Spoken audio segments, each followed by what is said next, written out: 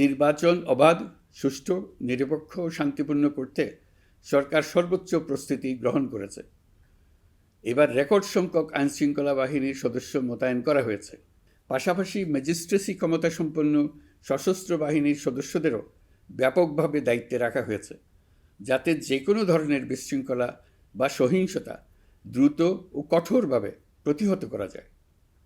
আমি গভীরভাবে বিশ্বাস করি তারা সকলেই ঈমান, দেশপ্রেম ও কর্তব্যনিষ্ঠায় উজ্জীবিত হয়ে তাদের উপর অর্পিত মহান দায়িত্ব সুষ্ঠু ও সুচারুরূপে পালন করবেন। প্রযুক্তির সর্বোচ্চ ব্যবহার নিশ্চিত করতে প্রথমবারের মতো সারা দেশে ব্যাপক পরিসরে সিসি ক্যামেরা স্থাপন করা হয়েছে।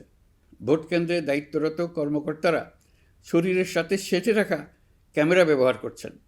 নিরাপত্তা ও নজরদারিতে ড্রোন ও ডগ স্কোয়াড ব্যবহারের ব্যবস্থাও রাখা হয়েছে। এসব ব্যবস্থার একমাত্র লক্ষ্য ভোটাররা যেন নির্ভয়ে, নিশ্চিন্তে ও সম্মানের সঙ্গে তাদের ভোটাধিকার প্রয়োগ করতে পারেন। এই নির্বাচনকে আরও অন্তর্ভুক্তিমূলক করার জন্য আমরা কিছু ঐতিহাসিক পদক্ষেপ গ্রহণ করেছি। এখন পিরিয়ড হোক রেগুলার বা হেভি, প্রয়োজন মতো কনফিডেন্স আছে রেডি। Play with confidence. প্রথমবারের মতো প্রবাসী বাংলাদেশিদের ভোটাধিকার প্রয়োগের সুযোগ সৃষ্টি করা হয়েছে। বিশ্বের বিভিন্ন প্রান্তে বসবাসকারী আমাদের ভাই বোনেরা দেশের ভবিষ্যৎ নির্ধারণে অংশগ্রহণ করতে পারছেন।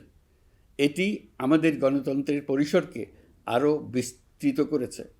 আমাদের এই নতুন অভিজ্ঞতা অন্যান্য দেশে প্রচলনের জন্য ইতোমধ্যে কয়েকটি দেশ আগ্রহ প্রকাশ করেছে এবং আমাদের অভিজ্ঞতার প্রতিটি ধাপ তারা পর্যবেক্ষণ করছে। একই সঙ্গে দেশে অবস্থানরত সরকারি কাজে নিয়োজিত ব্যক্তি, আইনশৃঙ্খলা বাহিনীর সদস্য এবং আইনি হেফাজতে বা কারাগারে থাকা যোগ্য নাগরিকদের জন্য পোস্টাল ব্যালটের মাধ্যমে ভোট প্রদানের সুযোগ দেওয়া হয়েছে। এটি প্রমাণ করে রাষ্ট্র কাউকে বাদ দিয়ে নয়, সবাইকে সঙ্গে নিয়েই এগোতে চায়। ভোটাধিকার কারো দয়া নয়, এটা আমাদের সংবিধান প্রদত্ত মৌলিক অধিকার।